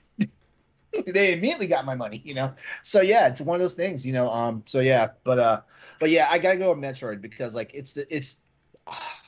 I want to say like Metroid, the original Metroid game on the NES had to be the first game that I played that was not Super Mario Brothers. Had to be the first game on Nintendo. So, and it's got the fondest memory for me and stuff like that. So, yeah, it's Samus Aran all the way. All right, Xbox. Xbox. This is interesting now because Xbox has so many properties now. This is interesting. I will say, hold on. Let me pull up Game Pass. Just come out. Just say Gears and move on with it. Yeah, I was gonna say Gears, but here's the thing about it though. I like the storyline behind Gears, and Halo is a close second, only because you give me these sci-fi games, like I will follow you. That's really it. You give me sci-fi games, I will follow you. And Halo and Gears of War are the big ones.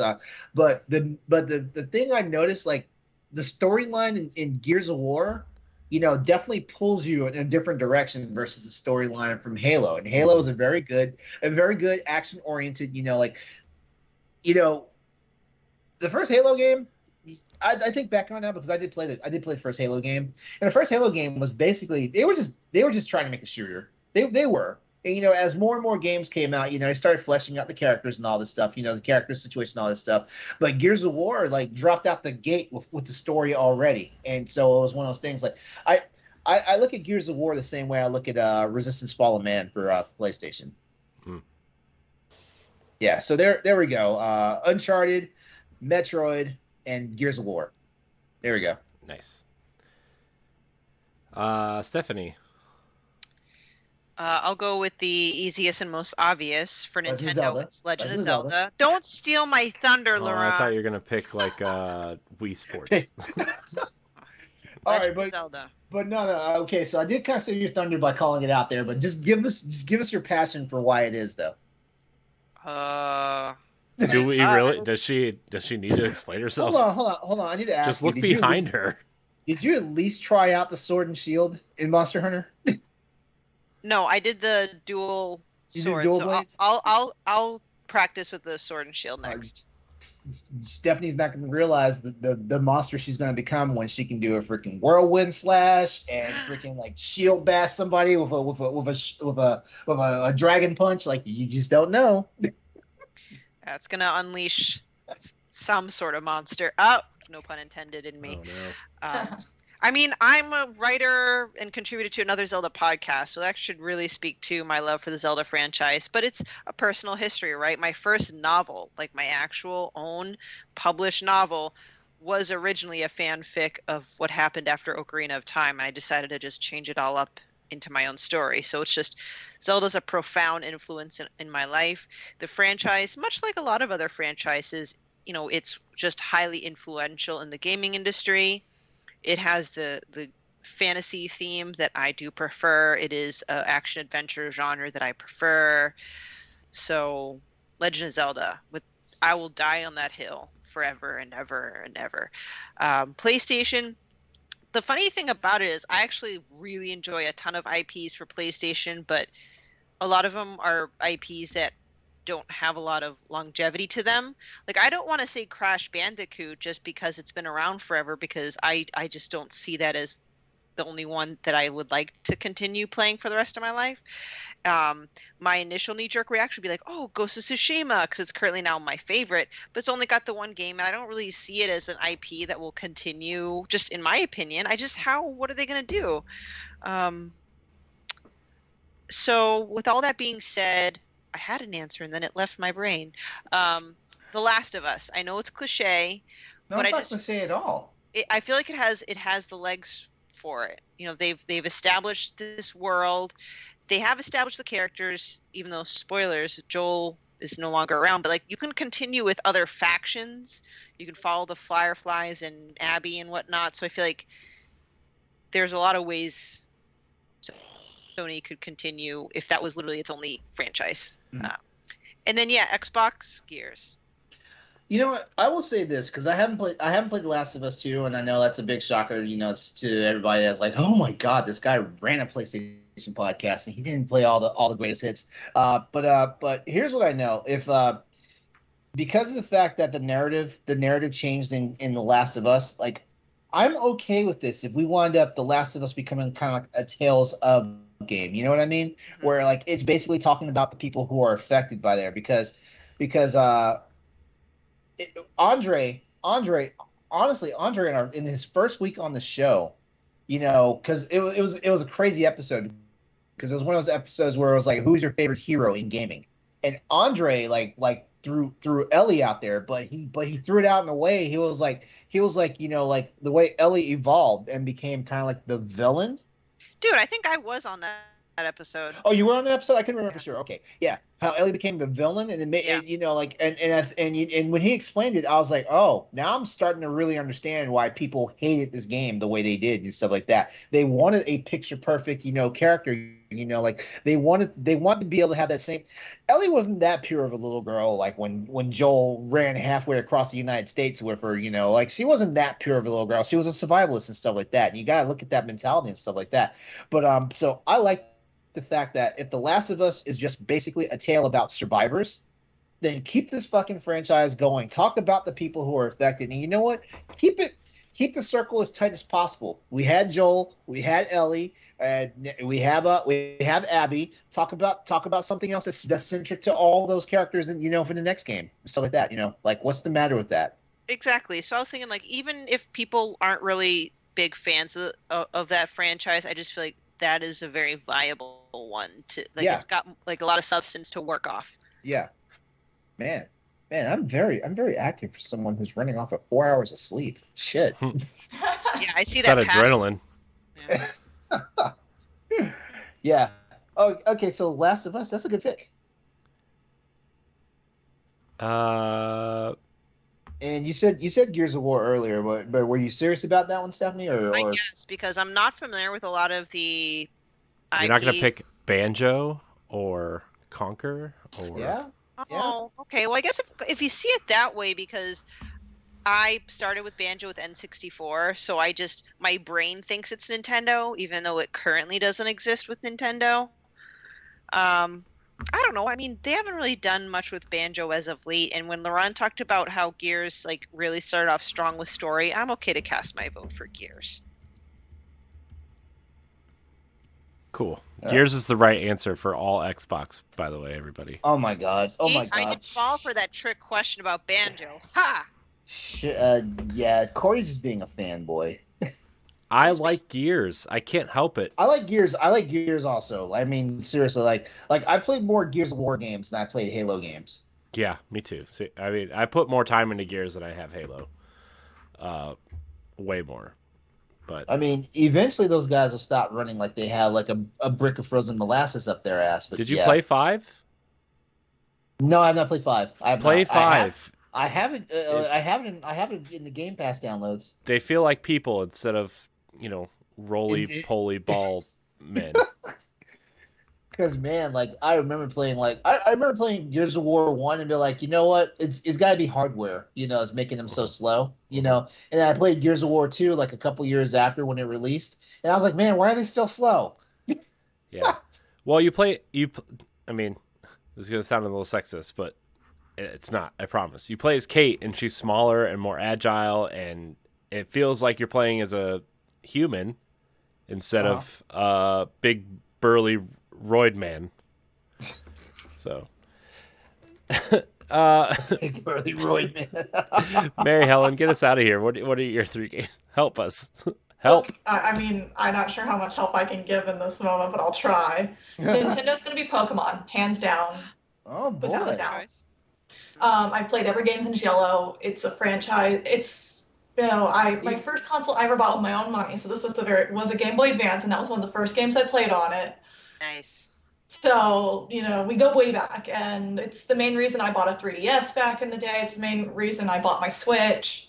I've gone on to play a lot of other things on it, but I was like, I need to keep playing Pokemon. Guess I'm forking over money for this.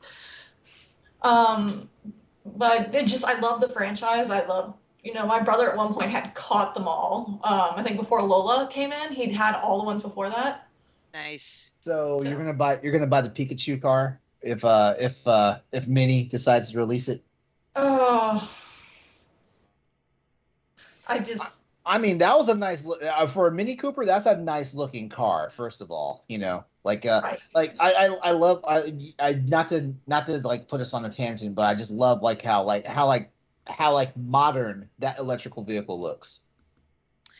Well, I think that's a great pick because Pokemon clearly has stood the test of time. I mean, it's celebrated its 25th anniversary, and I know I'm speaking now about the card games versus the video games, but dude, kids are going nuts over the cards just as feverishly, if not more, than when I was a kid. So I assume the same with games. My son and I have pre-ordered Scarlet and Violet. He's getting Scarlet, and I'm getting Violet. So I'm eyeballing a dual pack because this is the first time they've truly actually made me want to play both instead of picking one over the other.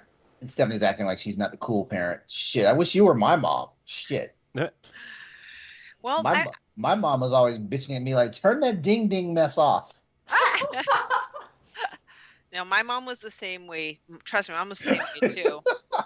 Nikolai's just lucky I'm a nerd because nowadays nerds for the most part are cool. Back then, cool. nerds weren't Yeah. cool. Please. All right, so Pokemon, Nintendo, good choice. Sony, it's gonna be Horizon. Mm-hmm. The runner-up was Spider-Man, but I'm gonna go with Horizon. Ooh, nice! Because I actually thought about Spider-Man as well. I have the PC version of Spider-Man remastered. Yeah, I that's actually the first game I ever completely 100%ed. I was Spider-Man PS4. Awesome. Loved that game. But Horizon, I think I just love a little bit more. It's a beautiful franchise. The story is just so engaging. And like I said, looking at all the different cultures of these people that have gone to this place, it's fascinating. And the attention to detail, even back on a PS4 game, now on a PS5 game, is astounding. Like the graphics, and I almost cried when Forbidden West started, that opening sequence. Aww. I was like, it's so pretty. And I could be wrong, but I thought that without being spoiled of it, because I'm going to play it eventually, that the end does kind of open up the opportunity for further iterations. So we know that Horizon will likely to continue on. I've heard a third game is set up at the end. Beyond that, I don't know details, but I have had multiple people who played all the way through say the same thing. Okay. Well, so that's good. So it's there's a full investment of continuing this. So, yeah, which I'm excited about because I'm just very curious where Forbidden West is trying to go. It's 40 hours, and I feel like I've barely scratched the surface. Nice. So I knew I wasn't getting a PlayStation anytime soon, so I actually listened to a Horizon Forbidden West spoiler cast. I'm not going to spoil anything here. Don't worry. No spoilers. No spoilers. But I'm I very do know good. what happens at the end, and even if I told you, I don't know if you would believe me. That's all I'm going to say. Oh. Yeah, I've been very good about avoiding spoilers. I actually managed to avoid spoilers for Zero Dawn, even though I only played it this year. And so it's, yeah, no, I don't want any for Forbidden West. That's part of the reason I'm playing it now. Because I had a friend be like, go play God of War while I play for Forbidden West so I can watch her reactions, because she's the one who introduced me to Zero Dawn. And I was like, I want to play Forbidden West because I already had it. And I was like, I need it. So I popped it in. And eventually I'll get back to God of War and then maybe play Ragnarok when I'm done with that. Okay, so it's Horizon, Pokemon. I had to Google Xbox franchises because I've never owned an Xbox, to be honest. And then I saw one of the top ones, and I was like, for my best friends, I'm going to have to pick this franchise, Yakuza. Oh, okay. Oh, okay. Very That's like nice. one of their favorite franchises, and they've been trying to talk me into playing it for forever. So in honor of them, I'm going to say that. Nice. Okay. Awesome. Okay. What about you? I think we know some of your answers, Corey, but I'm curious. I mean, my Nintendo answer is Zelda. Yeah. I mean, Wind Waker, Twilight Princess, Breath of the Wild. These are like top 10 games of all time for me. Like they're never gonna leave the top 10. I don't care what comes out. And obviously like Link's Awakening was my very first Zelda game on Game Boy, and Ocarina of Time and Majora's Mask mean a lot to me growing up. So like that whole franchise is just, it's staying. I did think about Fire Emblem for a hot second, but then I was like, nah, it's Zelda. For Xbox, it's Gears. I just have a lot of fond memories of that franchise with people when the Xbox 360 came out. That was the first game that I was like, wow, this is like, when you have those moments when a new console comes out and you first see a game that's like mind blowing and it doesn't look like it could run on the last generation of consoles, right? Like Oblivion was like, okay, that looks like a nicer version of Morrowind, right? And then you had like Splinter Cell, which was on both consoles, and you just have those cross-gen consoles that are games that are like, oh, okay, this is just like a prettier version of that one. But like Gears was the first game that it made me want an Xbox 360, even though I like really didn't have any affection for Xbox prior to that. Like I liked Halo, but like everybody bought an Xbox for Halo. It wasn't like PlayStation where like, oh, you have some Final Fantasy fans over here. Oh, you have some God of War fans or SOCOM fans, right? Xbox and Halo were synonymous, right? I mean, there's a few games, right? Like Knights of the Old Republic was one. Fable ended up coming out later, which was really good. Stuff like that. But Halo was it until Gears. And so playing that, every single game until 5, actually, I pulled an all-nighter with my one friend, which I'm going to his wedding on Saturday. All-nighters for every single one until 5, playing the campaign. And it's just one of those games that means a lot to me. So, is it the best third-person shooter today? Probably not, but at the time, especially that original trilogy, Gears 3 is still like one of the best cover-based shooters ever, I think. And then 5 is, it's weird because when you get to your 6th game, you're like, how much can you really improve on this? When you already have like a great game. It's the Forza problem too, where how do you improve this game when it's already so good? But Gears is that franchise for Xbox for me. I will play every Gears game that comes out. The only one I haven't finished is Gears Tactics, which is, I mean, it's not like a quote unquote real Gears game, but I was playing it at one point, and then I got distracted by something, I think. I don't know. Probably It Destiny. happens. And then PlayStation. There's two franchises that mean a lot to me on PlayStation that I truly love. It's really hard to pick. I don't know how Well, what to are the pick two? between. We'll help you whittle it down. Yeah. The only thing would be, I would say, Uncharted over Horizon, because I've That's fair. only played the first one, and Uncharted has such a great Indiana Jones style to it, and Indiana Jones is like one of my favorite movies of all time. Last Crusade is top 3 movie for me all time. That makes sense. Eventually, I want to play Uncharted. I just haven't gotten to it yet. I was so Nintendo only for so long. I'm now catching up. Mm-hmm. Yeah, Uncharted 1 is like... Here's the thing. Uncharted 1 is like, okay. 2 is when the franchise really starts, like, this is a franchise that's going to stick around. 3 was really good. 4 was great. It's a little long, but Lost Legacy is actually, I think, my favorite Uncharted game. Which is funny because it doesn't even have Drake in it at all. But 2 is amazing. The train scene in 2 is just amazing. It's one of the best. For me, it's just like it just stands out so much. So if you haven't played it, I don't want to spoil any more of it, but Yeah, it's on my list. I have the remake actually in the other room. I've just been distracted for almost 6 months now for Horizon. It's fine. No, that's fair. But Uncharted is a good palate cleanser to Horizon, I would say. They're short, they're fun, the banter is great, the characters are awesome. So yeah, but like you just look at Horizon, and like Aloy is so cool, and fighting robot dinosaurs is cool. So, that's why I had it. If I played Forbidden West, maybe I'd have a different answer, but Uncharted is, I think, the clear winner there.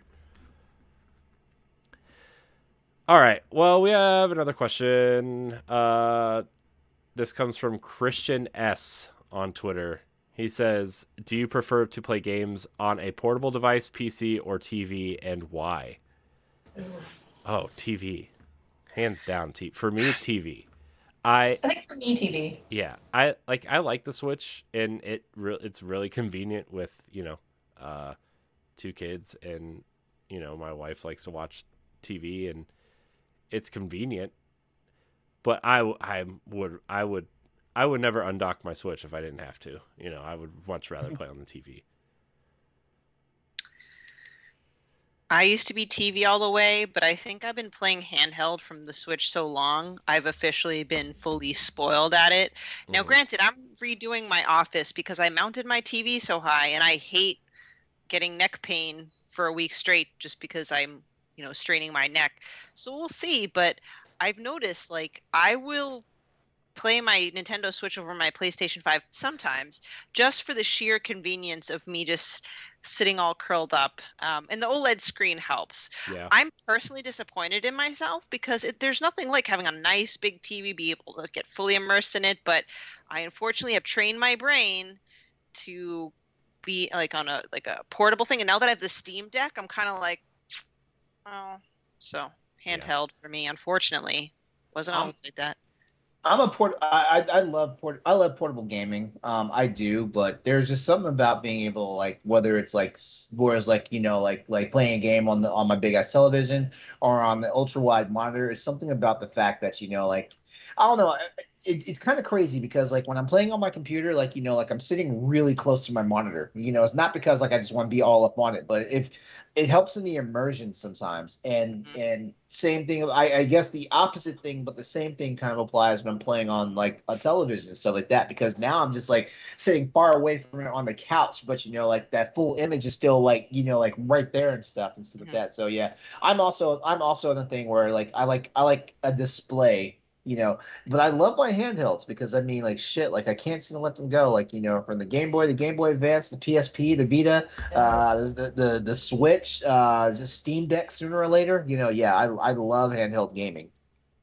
I love handheld gaming. I love handheld gaming though because, or even mobile and tablet. I love handheld gaming just for a simple fact is, well, it's getting easier now to be able to not stop playing your game now because we've got the Steam Deck now, and the Switch and stuff like that, So I piss people off. So like anytime my boyfriend and we go out of town, the first thing I tell him is like, "Hey, are you bringing your Switch? Because I'm bringing mine." Yeah, that's the thing too. Is like up until the Switch came out, right? Like there's a very distinct difference between handheld gaming and console gaming, right? Yes. And I know the Vita tried to do, console gaming first on a handheld, and it just didn't work, right? Because of the lack of the amount of buttons and the touch screen on the back, and it just. If we want to look at it for what it is, I think PlayStation tried their best to mature handheld gaming before gamers were ready for that. Yeah. In our brains, we wanted mature handheld gaming, but we didn't know how to process it at the time. To be fair, what killed the Vita was their $8,000 memory cards. That's true. That is true. That is definitely true. If they would have gone with just an SD card, like that system would have been so popular. Oh, you mean like how I have an SD card now that powers my Vita? Yeah. It's hacked now? Yeah. Yeah. I mean, the Vita was so cool. I played so much Destiny on the Vita. It's not even funny. As a matter of fact, I gotta get a bigger SD card for the Vita because I've basically filled the damn thing up. Yeah. And there's still more shit I want to put on it.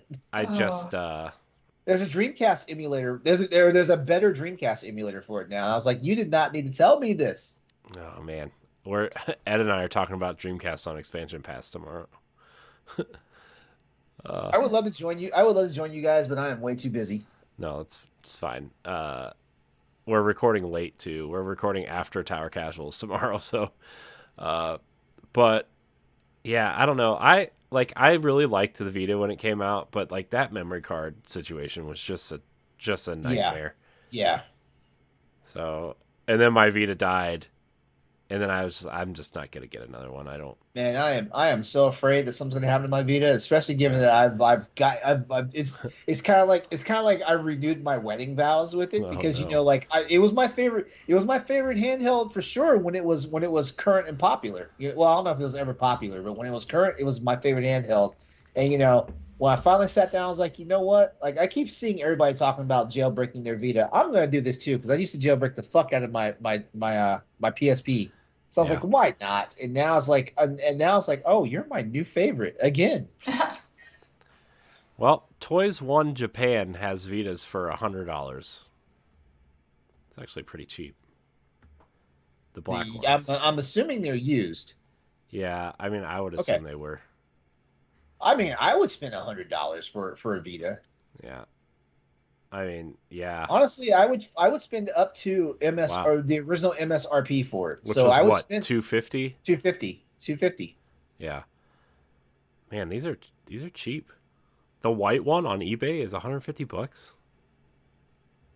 Oh man, I gotta close this window. I'm gonna start. Yeah, you're going on a rabbit trail you might not want to go down. I know. Yeah, but no, look, I'll look at this, and the Vita is cheap, but then you go to look for them damn memory cards, and they're like $300 for the 128 gigabyte one. I'm like, just buy yourself a 256 gigabyte SD card and mail both of them to me. I'll hook you up. Yeah. Don't enable him, LeRon. Yeah, don't enable me. This guy basically like Palpatine me into like freaking like downloading Destiny. I downloaded Destiny. You did? Yes. Yes. I downloaded it. I don't know when I'm gonna play it, but I downloaded it. We'll play this weekend, LeRon. I will allocate some time. Like you have to do the new light quest by yourself, though. I'm not doing that with you. What the fuck? I will do it with you. But I don't just even to do get that. you I through don't even do it to my Monster Hunter friends anymore. Like, oh, you're doing a 1-star quest? Okay, fine. Just no. I'll do it with you. I'll do it with you with my hunter because I need to run through with my hunter. Anyways, did everybody answer the question? I think we did. Yes. Yeah, I think we did. Okay. We have one more question. It'll be a quick one. This one comes from, where's this person's name? Funko Enthusiast. Funko Enthusiast? Yeah. I wonder what that person's into. It's spelled Funco. It's a tricky one. Though. Oh. Maybe I don't know. What is a really popular game everyone seems to love but you don't like? Ooh. Oh gosh, I have a list of those games. Yeah. I'll name mine real quick. It's Bioshock. Bioshock celebrated its 15 years the other day or a week. Yeah, we had another shit. Like, did you like they just gave away the Bioshock collection for free on Epic. Yeah. Wow. Okay. Fair enough. This is low hanging fruit, but like all this young kid video game shit like Fortnite, not into it. Minecraft, I don't care. Stephanie is basically like giving the whole "get off of my lawn." Like I am.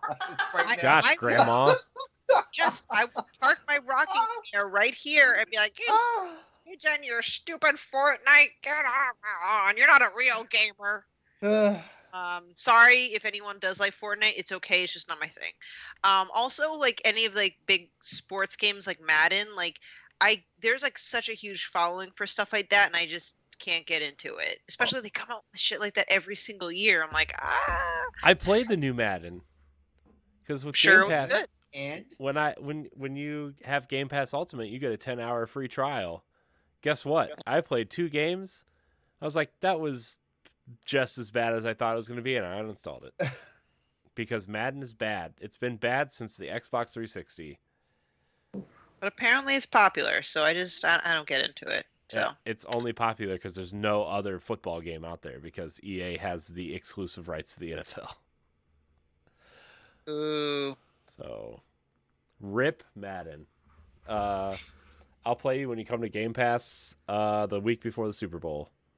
And be like, oh yeah, I forgot how much I did not like this last time, and delete it again. All right. Who else? you guys know my answer. Advanced I don't Wars. know your answer, so now I'm curious. It's Mario Kart. Oh. LeRon gets some rage from Mario Kart sometimes. Yeah, like I mean, at least now I'm actually civil to Mario Party. It's because the latest Mario Party is the only one I've ever had fun with because I actually win now. So there you go. Oh, Mario I Party. feel that. The new one is pretty good, and then It's so everybody fun. got the new one, and then everybody traded it in. Now I have nobody to play it with. Well, I got the new one, and then no one like ever got around to playing it. And that's the only reason why I traded it in. Oh, rip.